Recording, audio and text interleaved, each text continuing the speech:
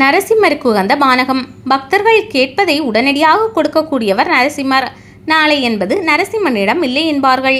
இரணியனை வதம் செய்வதற்காக சிங்கத்தலையும் மனித உடலும் கொண்டு அவதரித்தவர் இவர். நரசிம்மருக்கு உகந்த நைவேத்தியம் பானகம். இரணியாட்சனை அளித்த பின்பும் நரசிம்மர் உக்கிரம் தணியாமல் இருந்தார். அவரை குளிர்விக்க பானகம் நைவேத்தியமாக படைக்கப்படுகிறது. வராக அவதாரம் எடுத்த தன் தம்பி இரணியாட்சனை மகாவிஷ்ணு வதம் செய்த செய்தியை அறிந்த இரணியன் கோபம் கொண்டான்.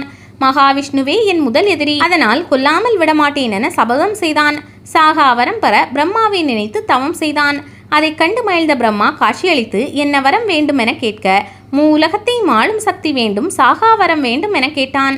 மரணம் என்பது எல்லா உயிர்களுக்கும் உண்டு, என்னால் தர முடிந்த வரத்தை கேள். இரணியன் யோசித்தான். பின்னர் நுட்பமான ஒரு வரத்தை கேட்டான். பிரம்மதேவனே, தங்களால் படைக்கப்பட்ட மனிதர்கள், விலங்குகள் போன்ற உயிரினங்களால் மரணம் நிகழக்கூடாது. தேவர்களாலும் மரணம் நிகழக்கூடாது. விண்ணிலும் மண்ணிலும் மரணம் நிகழக்கூடாது. பகலிலோ இரவிலோ மாளிகையின் உள்ளேயோ வெளிப்புறத்திலோ மரணம் நிகழக்கூடாது. எந்த ஒரு ஆயுதத்தாலும் மரணம் வரக்கூடாது என கேட்க பிரம்மாவும் அதற்கு சம்மதித்தார். மகாவிஷ்ணுவின் எதிரியான இரணியனின் மகன் பிரகலாதன் சிறந்த பக்தனாக இருந்தான். நாராயண நாமத்தையே மந்திரமாக உச்சரிப்பவன். பிரகலாதா, நாராயணன் நமக்கு பரம எதிரி, ஆகையால் அவனது பேரை நீ உச்சரிக்க கூடாது என மகனுக்கு அறிவுறுத்தினான். ஆனால் மகனோ நாராயணனே முழு முதற் கடவுள் என தந்தையிடம் தெரிவித்தான்.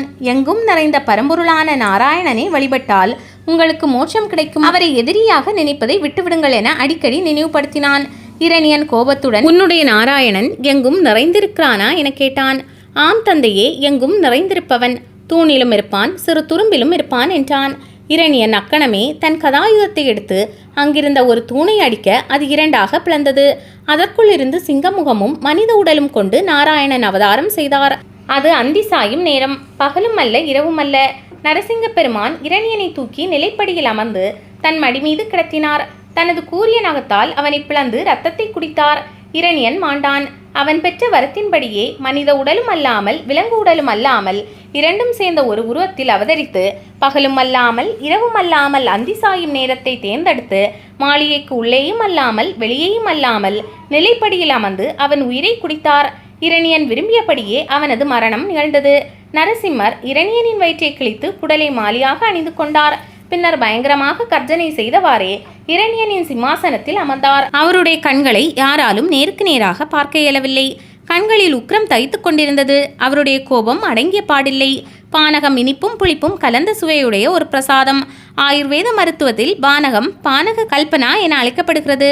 குடித்தவுடன் உடலுக்கு உடனடி சக்தியை தரக்கூடிய சக்தி மிக்க பிரசாதம் பானகம். கோடை வெப்பம் வெயிலின் தாக்கத்திலிருந்து நம்மை காப்பாற்றும் புத்துணர்ச்சி தரும் பானம்.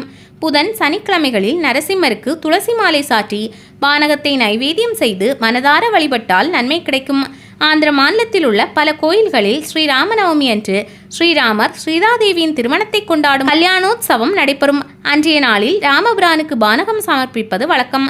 ஆந்திர மாநிலம் மங்களகிரி மலை மீது பானக நரசிம்மர் குடைவரை கோயில் உள்ளது. பானக நரசிம்மர் கோயிலில் பெரிய பாறையை குடைந்து உருவாக்கப்பட்ட கருவறையில் சிலாமூர்த்தம் இல்லாமல் உட்சுவரில் நரசிம்மரின் முகம் மட்டும் வாய் திறந்த நிலையில் இருக்கும். இத்தலத்தில் நரசிம்மருக்கு பானக நைவேத்தியம் மிக விசேஷம்.